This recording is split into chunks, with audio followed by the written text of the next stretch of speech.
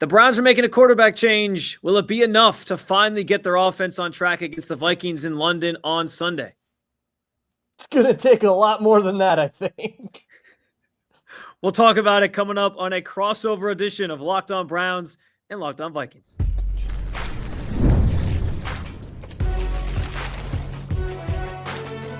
You are Locked On NFL Crossover, part of the Locked On Podcast Network. Your team every day. What's up, Locked On Browns fans and Locked On Vikings fans? Welcome on into our crossover edition of Locked On Browns and Locked On Vikings as we get you ready for Week 5 between these two teams on Sunday across the pond. Vikings already out there. Browns heading out. They headed out on Wednesday night, so they'll be joining the Vikings out there here shortly and getting ready for a big matchup here again between two teams that have some interesting storylines surrounding their quarterback situations right now, which I'm looking forward to talking about. We'll also break down some key matchups in this game and, of course, lay out the path to victory if we can find one for the Cleveland Browns. We'll talk about it. All that's coming your way on this Crossover Thursday, which is presented by Prize Picks. Download the Prize Picks app today. Use code LOCKEDONNFL to get $50 in lineups after you play your first $5 lineup. So, obviously, on my front, Luke, the big conversation, of course, starts with the fact that the Browns on Wednesday officially announced their decision to pivot to Dillon Gabriel as their starting quarterback and bench Joe Flacco. I think it's an interesting one. I honestly thought that the Browns are going to wait maybe one more week because this is the London game and it's kind of like a different schedule and things kind of changing with a rookie quarterback in there. Weird time to do that. Yeah. I just because it's a rookie. If it was like a veteran, I don't think it would matter as much. But I kind of was. I don't want to say shocked because listen, this offense has been rock bottom, and if you can at least put a different quarterback out there and maybe breathe some life into it to a degree, I understand the decision from that standpoint. We'll see if it pays off on Sunday. There's this Vikings team is obviously really good defensively, but there's some questions on offense that I know we'll get into.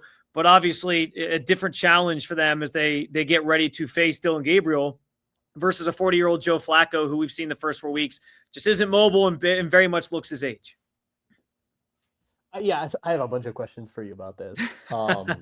So here's the thing with me. This is a buck wild time to do this. Because of all of the defensive coordinators in the whole league, Brian Flores is like the last guy you want your young quarterback going against. Yeah. He has proven to not be this unbeatable entity, right? We just saw last week, Aaron Rodgers, the Steelers, they were able to move the ball pretty methodically, pretty consistently. And then you look at a guy like Jake Browning and you're able to generate 5 turnovers and have this crazy game and buoy your EPA per play so you look like the best defense in the league. But against young quarterbacks, this goes all the way back to 2023, Brian Flores has been statistically like their worst nightmare. And the Browns have a bye coming up after because of London, right? Like, wouldn't that be such? They don't. Oh no, that's what made this. That's what made the decision even more, I think, perplexing from a Browns standpoint. Was next week they come home, they play the Steelers, who actually are coming. The Steelers had a bye week or have a bye week this week, so they're playing the Steelers, who are coming off of a bye week in Pittsburgh, which is a place that the Browns have not won during the game after London. Yes. Oh, they are playing Lord. at Pittsburgh, which is a place where they have not won in the regular season in years. Their last win came in the playoffs in 2020, but they haven't won there since like the early 2000s. And so when this Browns schedule came out, the initial thought process was they're going to try to get through these first 6 games, and then they're going to make a change at quarterback, because the first 6 games were Bengals, Ravens, Packers. Last week it was Detroit, then the Vikings, then the Steelers, and that it was a tough stretch. Everybody understood that. So the initial dates of people sort of circled was like, all right, week 7 against the Miami Dolphins at home is the perfect time to make a quarterback change, but that's not happening. They're doing it now. So I'm with you on like the team being urgency. Sort of weird, but I also think that this speaks to just how desperate Kevin Stefanski is to get this offense looking at least somewhat differently, or trying to find some sort of spark with this group right now and maybe salvage the season, or at least make it look like they're trying to salvage the season. It's an interesting time though, for sure. Yeah, that feels to me like there's pressure. And I know that that's like, there's a history of that in Cleveland. But there's pressure on Stefanski you got to turn this around now, or you're not going to make it to week 7, maybe. And I mean, he's been there for a while and they haven't accomplished much, so it kind of makes sense to me. But basically what you're going to see, and you'll have to tell me about what you expect from Dillon Gabriel, because what I think you're going to see, guys on the line of scrimmage all day long with no real way to determine who's coming, who's going. They have this year used a lot more, tried to do stuff at the cadence to try to muddy the picture rather than having just everybody at the line of scrimmage. You have somebody back, creeps up, somebody who's up, who drops back, and trying to like time that out at the line of scrimmage to go from one look to another look to another look. I doubt they're going to do that against a young quarterback. That's a way to try to fool a veteran. But against a young quarterback in his first start, it kind of feels like that's just going to be, let's just put everybody on the line of scrimmage and force him to process it all quickly and see if you can't like induce those mistakes. I know you haven't seen much of Dillon Gabriel outside of the preseason, which you have to take with a grain of salt, but how do you think he'll do against a very blitz heavy and a very blitz look heavy, which is a distinct thing, game plan? Yeah, listen, I this is the way I view this. Like, I think it makes sense that they want to get a different quarterback in there and try something different. I think especially from a standpoint of like the mobility part of this, right? Like you have Joe Flacco, who has been a statue back in the pocket, cannot move whatsoever. And Kevin Stefanski, going back to his early days here in Cleveland when he had Baker Mayfield as the quarterback, part of his offense consisted of a lot of rollouts and sort of those level concept plays downfield. He hasn't been able to do those with Joe Flacco. You can do some of that stuff with Dillon Gabriel. So I think the idea here is with Dillon Gabriel, sure, the offense might not be completely fixed, but I think they're trying to be able to, open up the playbook a little bit more, be able to do some things just with I'm not saying he's a mobile quarterback, but with the ability of him to at least move in the pocket a little better, I think they expect they can do a little bit more, or he can maybe escape pressure at times. That's what I think they're hoping for. But I still say, and you alluded to this even in the intro, that it might take more than just a quarterback change to fix this offense. That's 100% true. This offensive line is the Vikings. When I said that, I was saying they got bigger problems. We'll get to it. No, so for the Browns though, their offense has been a disaster beyond just the quarterback position. Their tackles have been hurt. So both the guys they've had filling in, KT Levinston and Cornelius Lucas have been like turnstiles at times. They did not do well against Aiden Hutchinson last week. So that hasn't gone well. Like, this offensive line is the biggest issue, I think. There's been a lot of drop passes from receivers. So I think Gabriel is like the one thing Stefanski can change right now in season to maybe breathe some life into this offense. I think the other things, though, like the other problems, they traded for Cam Robinson this week. I'm assuming they're going to probably try to start him at one of the tackle spots, probably left tackle. We're familiar with that guy. Yeah, there's a lot of sort of moving parts here, but I think they're sort of in this mode of, we got to try to fix this thing as quickly as possible on the fly. And that's why the decision was made. But, whether or not it pays off remains to be seen. But I do think they see value in finding or having a different quarterback in there who can maybe do a little bit something different than what Flacco's giving you to this point. I'm curious from your standpoint, because the quarterback conversation also sort of extends to the Vikings here a little bit, because we know JJ McCarthy's been dealing with an injury. I know Kevin O'Connell provided an update on him, but it is looking like right now it's going to be Carson Wentz who's under center. But what is the latest on JJ McCarthy? And I guess what are your expectations for Carson Wentz, who's still sort of manning this offense for at least another week? Yeah, so I'm in the UK with the Vikings, so I haven't been super able to, as of this recording, I have not yet seen the Wednesday injury report, but O'Connell said that JJ McCarthy, they hope he returns to practice this week.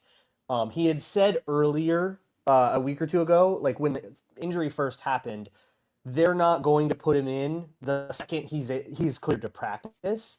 They want him to have a full week of practice. And he actually cited week 2. If you watch Sunday Night Football, JJ McCarthy didn't look so good. And part of the reason that I guess they're claiming for that is that he missed a day of practice that week because his wife was having a kid, or his fiance was having a kid. So he missed practice for the birth of his son. And not having that practice, he kind of O'Connell felt as though that messed with his ability to get a game plan down. It's his second game ever, by the way, and he's 22 years old. So they don't want to put him in that position again. So if he practices on Wednesday, which listeners, you'll already know about this, then that is a pretty good sign for him playing. If not, if he is like a limited participant on Friday, don't expect him to go in just because he's getting that much healthier. It'll still probably be Carson Wentz. Although Carson Wentz kind of stunk up the joint in Dublin, and that might also put a little bit of pressure on O'Connell to maybe push things a little bit more, even though he's been pretty committed in not doing that. The game that Carson Wentz had is a little bit like, oh man, like how bad can it, like how close can we get before we start getting intoxicated by the idea of not putting up with that again?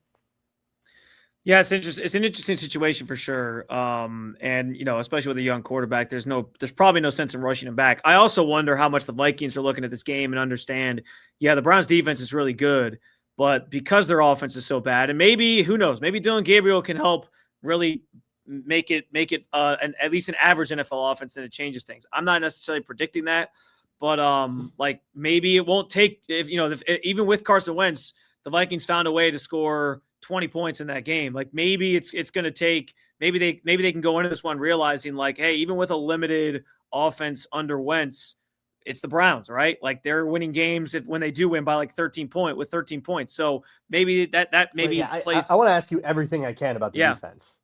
Okay. Well, I think we have plenty to talk about then, because we'll get to some key matchups coming up next, including a very dominant Browns defensive line against a banged up Vikings offensive line. I think that's where the conversation has to go next. We'll talk about it coming up on a crossover edition of Locked On Browns and Locked On Vikings.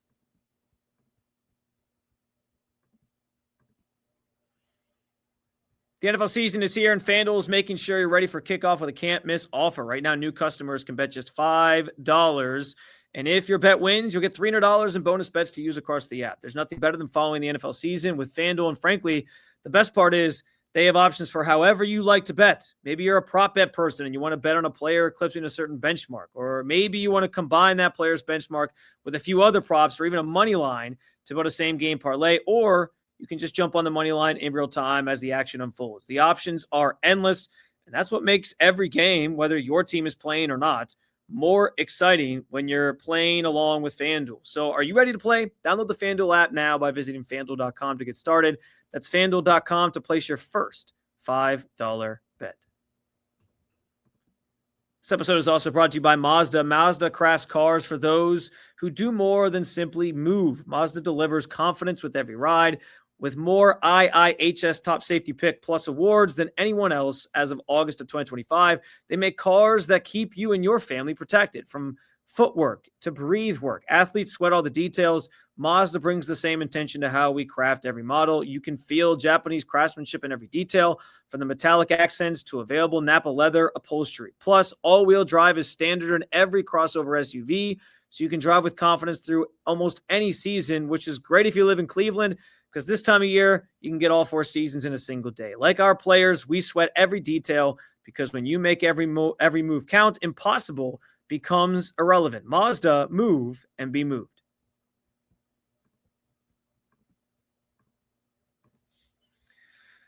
All right, so quarterbacks dominated the conversation in segment 1, but we have to talk about the guys in front of the quarterbacks for this next portion of the show, because we're talking about some key matchups here. And I do think, Luke, that this game ultimately comes down to what's going to happen in the trenches. The Browns defensive line, headlined by Myles Garrett, is easily one of, if not the best in football.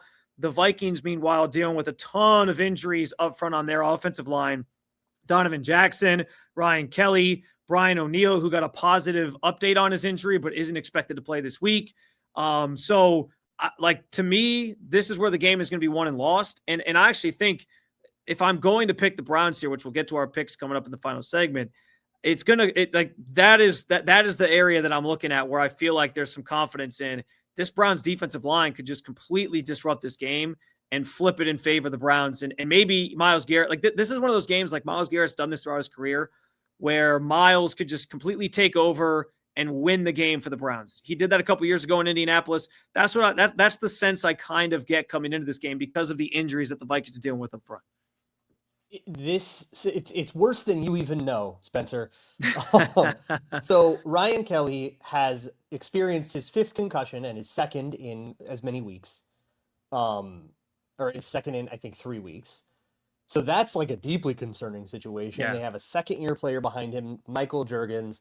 He had a decent game against the Bengals when he came in relief of Ryan Kelly, but against the Steelers it was pretty rough. He had Donovan Jackson got wrist surgery. He's not expected back until after the bye. They have Blake Brandel there, who was the Vikings starter last year. A bit maligned as a starter, but you'll hear it. We're getting real rough. You have Justin School at right tackle instead of Brian O'Neill. He has been an absolute abject catastrophe. He has been at times single-handedly holding the offense hostage, and it's kind of insane that the Vikings haven't tried other players yet. And then you have Christian Darrisaw and Will Fries, who are both coming off of significant leg injuries from last year, who are both healthy now, but that's still a thing to monitor. And now Michael Juergens, non-participant in practice on Wednesday with a leg wrap. So they move Brandel to center, where he has never played, and they have an undrafted rookie from Wisconsin in Joe Huber at left guard. That is the situation we are dealing with. So you have 2 incredibly unproven players on the inside. And you have this Justin School problem. So you have to tell me if the Browns do sides with Myles Garrett or if they hunt matchups more. But if you're hunting matchups, Myles Garrett over the right tackle all day long and just let him cook. The Vikings are basically going to have to dedicate at least a chip every play, if not extra doubles, extra tight ends, running backs. Like you might have to dedicate 2 skill players a play over there, just triple team him every single time. And then you leave those other guys on an island against like Mason Graham, who's been having a pretty good season, if I understand right. So like, it's a rock and a hard place. It is truly pick your poison with this Vikings O-line. I am so deeply concerned about what the pressure situation is going to be. And I just did a whole show yesterday's Locked On Vikings is kind of about this. Is like, so what do you do? Do you just decide, okay, we're going to use 8 blockers all game long because it's the only way we can do this, and just hope you can get open with 2 downfield? Or do you just become Oregon and try to throw every pass in 2 seconds? Well, whether it's JJ McCarthy or Carson Wentz, those guys don't want to do that, and Kevin O'Connell really never wants to give up on hunting explosives. So I kind of think this is going to be 8 men in protection and Godspeed, and hope you can like run the ball away from Myles Garrett and have some success that way somehow. But yeah, it is rough up front. And if we even get a little bit of good news over the week, it'll be like, well, we're using our backup center instead of a guy that's never played center, and the backup center ain't that good anyways.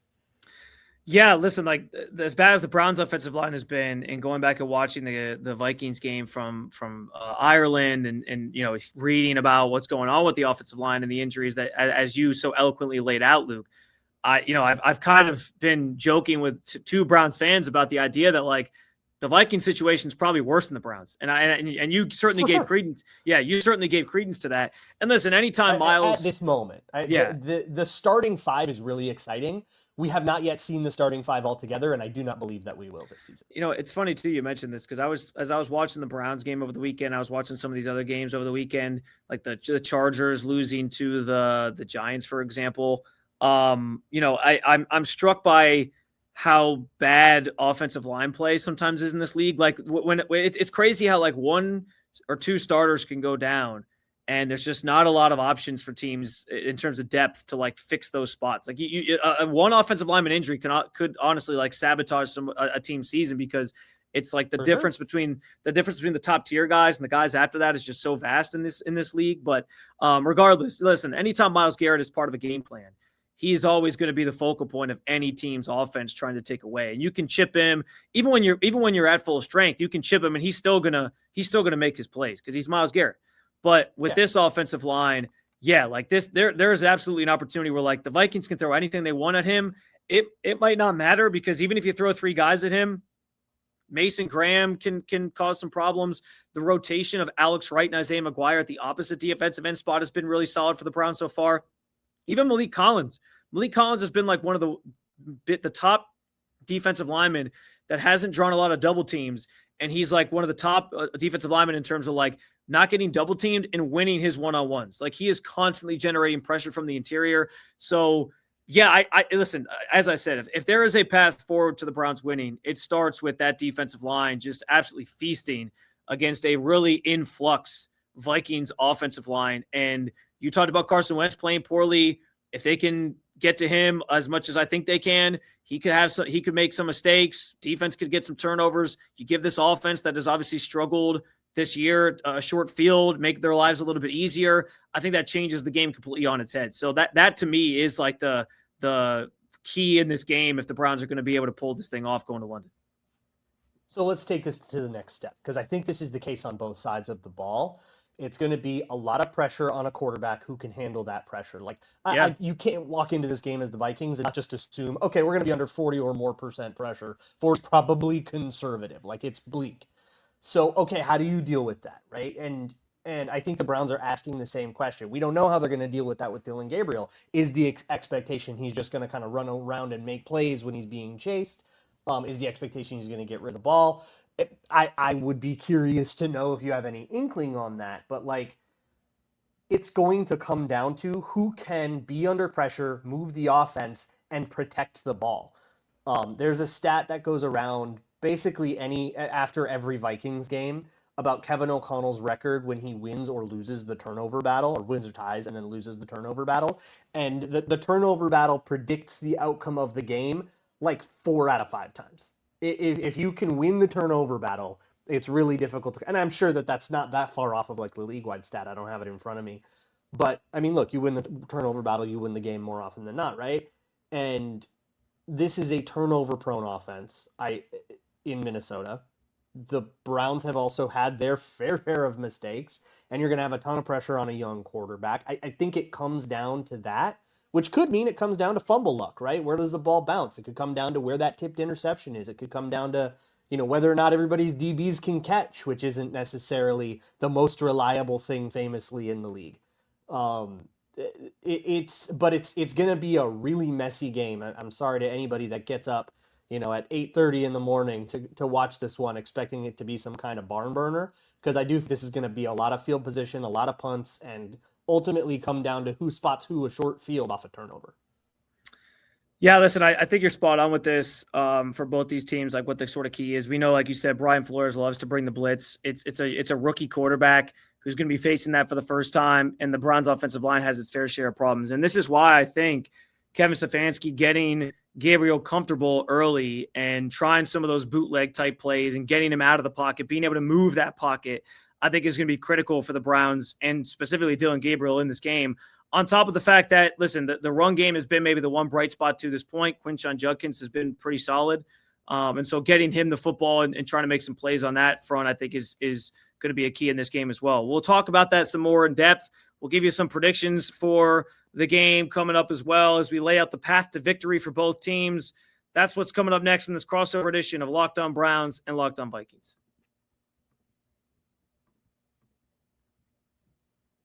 This episode is brought to you by Game Time. The NFL season is back in full swing, and honestly, there's nothing better than being in the stadium surrounded by fans cheering on your team. But let's be honest, getting tickets can be a hassle.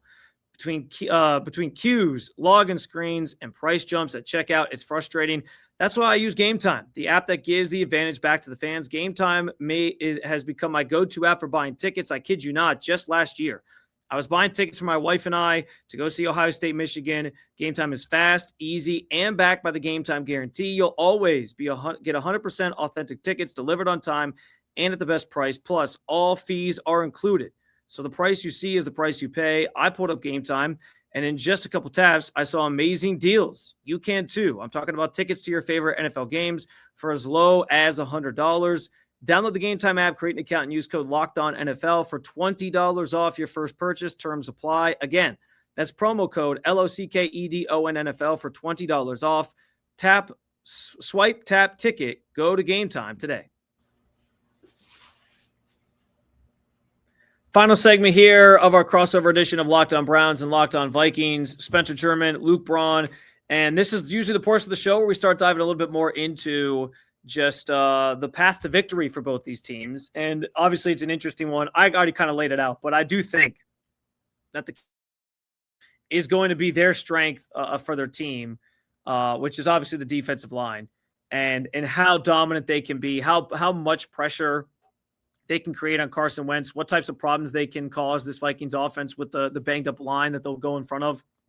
This honestly does feel like a game where Myles Garrett or just that front in general could take over, gift the Browns offense some easy and short fields. But it's also not like lost on me that with the offense has been rock bottom with Joe Flacco. That's undeniable. Do I think it's going to be a little bit better with Dillon Gabriel? Yes, I think that that's very, very possible. But am I sitting here predicting that they're going to go out and put up a bunch of points? They haven't scored 20 points since week 13 of last season. Like, I still don't know if that's even in the cards because this offense has just been so bad in so many different areas. But again, I think for me, it starts like the path to victory for the Browns certainly starts with that defensive side of the ball. And we haven't even really talked about like on the outside of things. We know that the Vikings bread and butter is the fact that they have one of the best receivers in football in Justin Jefferson, a guy that can take a top off a defense and make some plays. The biggest question becomes, can they get him the football consistently with the pressure that the Browns could be generating, and obviously with a lockdown corner on this team as well, and Denzel Ward. Right, and that's another matchup that we definitely should talk about. So the Vikings have this receiver core of a ton of speed, but they're all kind of smaller. They don't play a physical brand, right? They're all go around you guys, not go through you guys. And Jefferson's one of the best in the league, one of the best I've ever seen at going around, not through. He has there's this incredible detail, this precision to the way that he runs a route, and the way that he sets up his deception. He's not just trying to make you think he's going right and then he goes left. He's trying to make you think it's going right because he knows your film study says that from this formation, from this, if I go right, then it's going to be this concept probably. And he's giving you a much more sophisticated picture, which can really punish like veteran defensive backs that think they know what the picture looks like. The problem is if you knock him off of that timing, there's no more of that tool. So teams have loved to like put a safety over the top and then press him, or just play catch technique and try to jam him off the route tree, especially when they have a bigger, more physical corner, like the way I think of Denzel Ward. So that's another potential snag in the Vikings offense trying to move the ball. They also have Jordan Addison, who's really fast but small. They have Jalen Nailor, who's really fast. He gets knocked off his route really bad.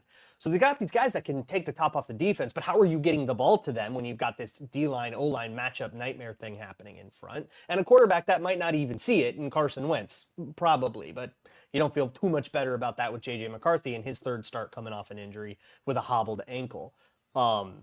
So, yeah, this whole game just feels like, okay, which offense can find a way? Which offense can find a way to survive? Because these guys, it doesn't feel like you're going to see 80-yard drive back and forth, 80-yard drive back and forth. There's just too many problems. One offense will figure it out, or one offense will fail so spectacularly that they gift it to the other one with a short field. At FanDuel right now, at least as of this recording, the line is at 3.5. favoring the Vikings. The over-under's at 35.5, which is one of the lower ones I have seen in some time. That's and a really it still low feels number. high. Yeah, it's a really low number. But it also speaks to, I think, the state of these teams right now, interestingly enough. And I love that you break down like the wide receivers there. I think that is an area, by the way, like if Carson Wentz can find time in the pocket, if they can make plays. I know Justin Jefferson also primarily an outside receiver. I think he lines up outside like 80% of the time. I think it's something crazy like that. It's hard to make that because there's like two-man stacks and like who's the quote unquote outside guy doesn't matter. But it's funny you say that because coming out of the draft, everybody saw him as a slot only because he only played the slot at LSU. Can very comfortably play all positions and every receiver on the Vikings does. They all move. Well, and I think that's important because the one part of this Browns defense that I think is a weakness is the depth in the secondary, and their slot corner spot has not been very consistent at times. It was Cameron Mitchell for a little while. He was just released yesterday because he just wasn't performing. They've had Miles Harden there more lately. They also they tend to put some safeties there at times. So that's kind of like the one spot that you can attack. So whoever they're sort of utilizing in the slot, I think there's an advantage there, especially with it being a great receiving core. And also Denzel Ward doesn't usually shadow somebody all over the field. They kind of trust whoever's in a certain spot to just guard whoever's in front of them. So that's another key thing to keep in mind is like he'll be on his side of the field and he'll be messed up with Justin Jefferson a lot, I'm sure. But there's going to be times where like he goes the other side. I think they might throw wide receiver 3 out there and just say, go chew on him, Denzel Ward, and go try to find opportunities elsewhere. And then on the opposite side, it's going to be up to Greg Newsome, who's actually played really, really well to start this season on the opposite side as an outside corner, opposite of Denzel Ward. And I think like that's, not that he's had inconsistencies throughout his career. I think this year he's playing really well, but certainly that'll be a challenge for him if he's lined up with Justin Jefferson a lot. Yeah, when are you trading Greg Newsome to the Vikings? I've been asking for this for like 3 years. When are we trading with the Vikings? What's the draft pick? What do you need? Yeah, it's a good question. I mean, he's been in trade rumors for a couple of years, but we'll see. He's playing for a contract right now, so could be an opportunity at some point down. Yeah, maybe it's a deadline move, right? Brown season goes belly up. Maybe we're sitting at 500. I don't know if they have enough corner depth to make that move, but yeah. So another fun matchup for sure is going to be that Vikings receiving core against the Browns secondary. And yeah, I think you're right. Like whichever offense kind of finds a way here, I think is who sort of comes out victorious. But I think the number being 35 speaks to the state of these two teams right now. Let's before we get out of here, a prediction from both of us on how we think this game goes, who comes out on top. We haven't even talked about the fact that like the Vikings have already been over there, like because they were in Ireland and now they just go to London. That's probably why they're favored. I wonder. I'm looking at what the Browns did against the Packers, which is just unequivocally a better offense than what the Vikings have done by a lot. And the Browns managed to stymie that, and they managed to. That Ravens game is a tough sell because it did end up being really bad, but there was a lot of spotted turnovers and short fields and stuff. And I kind of felt like for a good portion of that game, the Browns held up well until they just kind of ran out of gas and it got away from them after that defense kind of got hung out to dry. I don't know, maybe you disagree, but I look at this Browns defense and I see like that's a very good unit. And the Vikings defense is a very good unit. And it comes down to that. But for the Vikings to be favored by more than a field goal, the only reason I can think of that is either people just think Dillon Gabriel is that much worse than Carson Wentz, which is kind of tough for me to buy. Like we all saw Wentz. It was an island game. Everyone saw Wentz. I cannot believe in any way that he is getting like credit from the public. And then the rest advantage. So the Vikings have been in Ireland. I think they were a little jet lagged in the Steelers game. Their heads weren't really in it. And they were making a lot of mental mistakes, both pre and post snap. So I kind of do believe that their little sleep science thing backfired on them. And they flew in on a Thursday. Well, if the Browns are there and now the Vikings have been there for a week, that could be a pretty difference. And it does seem like that is driving the Vikings to be favored by more than I think would be appropriate at all on even a neutral field, let alone a Browns home game. Yeah, I think that is a good point. And that could be the thing that sort of is swaying the line in their favor. Because like these teams put so much time into figuring out like what's the right time to fly out there. How do you sort of handle the jet lag? And we'll see if the Browns have the right method here, leaving Wednesday night to get there Thursday and then and all that. I've talked to a few people who said like when they've made this trip before, usually by Sunday you sort of felt like you were ready or you were kind of acclimated. But I think you're right. Like on the football field, sometimes it plays out where there's the mental mistakes. There's like a lull or malaise to the team. So we'll see how it turns out for the Browns. But I do wonder how that's impacted the line here. I'll let you have the floor first here, Luke. What is your final prediction for Browns and Vikings on Sunday? So I hate doing score predictions. I haven't done it for a long time. Browns fans have heard me come on and a crossover and say I'm not doing a score prediction. You're saying arbitrary numbers, doesn't matter. But here's what I will say. I don't think either fan base walks away happy. Somebody's going to win but feel like it was ugly, and then another team is going to lose and be really, really mad. I don't think any fans are going to walk away like feeling great about it. You don't know Browns fans. They feel like they felt good after the Packers win because they were just like, we don't know how many of these we're going to get this year, so we'll take it. So I think Browns fans would feel the same way. There was nothing ugly about that. That was sick, and I was rooting for the Browns big time, of course. But like that was a cool game to watch. No, this is going to be like a slop fest where you go into you're going into the 2-minute warning in the fourth quarter, and it's still a 1-score game, and you're going, oh my God, neither of these teams want to win. I'm going to say I'll have some fun and throw a score out there. I'm going to say the Browns win. Fans might be surprised by this. I'm going to say they scored 20 points. I'll say 20-17 Browns win, and the defense has to score a touchdown if that's going to happen and if they're going to win the game, or at least set them up at like the 5-yard line or something like that. Scoop and score, that's in the cards. Yeah, that's got to be, I think, the way that this game goes down for the Browns to end up coming out victorious. Anyway, appreciate you guys jumping on in with us to preview this matchup. I hope you enjoyed what you heard, and if you did, make sure that you hit that subscribe button. Locked On Browns, Locked On Vikings. Make them your first and second listen, whichever order you want to do them in this week. And always, we appreciate you guys coming to hang out. Enjoy the game on Sunday, and we will talk to you again real soon.